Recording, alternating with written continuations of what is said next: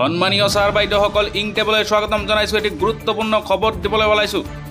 BEd আৰু DLEd সম্পৰ্কে supreme কোৰ্টে এটি গুৰুত্বপূৰ্ণ জাজমেণ্ট প্ৰদান কৰিছে। এই মুহূৰ্তত এটি গুৰুত্বপূৰ্ণ খবৰ আপোনালোকক সকলোকে কওঁ যে BEd আৰু DLEdৰ বিবাদ দীৰ্ঘদিন ধৰি চলি আহিছে আৰু ইয়াৰ বাবে বিষয়টো বহুবাৰ উচ্চ ন্যায়ালয় আৰু উচ্চতম ন্যায়ালয়লৈ গৈছে আৰু আইন শৃংখলা অনুসৰি আদালতৰ সিদ্ধান্ত বহুবাৰ আহিছে।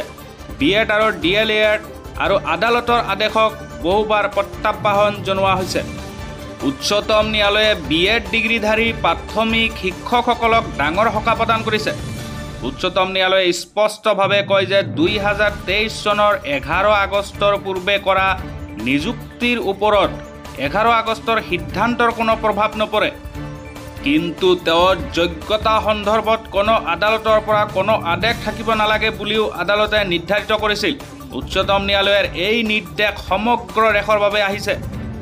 উল্লেখযোগ্য যে 2023 চনৰ 11 আগষ্টৰ সিদ্ধান্তত উচ্চতম ন্যায়ালয়ে কয় যে কেৱল BTC DLEd ডিপ্ল'মাধাৰীয়েহে প্ৰাথমিক শ্ৰেণীত পাঠদানৰ যোগ্যতা অৰ্জন কৰিব। BEd পৰীক্ষাৰ্থীয়ে লেভেল 1 অৰ্থাৎ ক্লাছ 1ৰ পৰা 5লৈ আবেদন কৰিব নোৱাৰিব।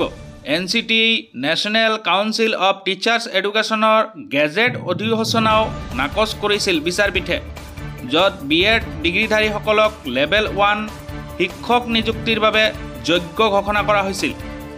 NCTEৰ এই অধিসূচনাত কোৱা হৈছিল যে যদি BEd ডিগ্ৰীধাৰীসকলে লেভেল 1ত উত্তীৰ্ণ হয় তেন্তে নিযুক্তিৰ পাছত 6 মাহৰ ব্ৰিজ কৰ্চ কৰিব লাগিব। কোনবোৰ শ্ৰেণীত BEd উত্তীৰ্ণ প্ৰাৰ্থীয়ে পাঠদানৰ বাবে আবেদন কৰিব নোৱাৰে?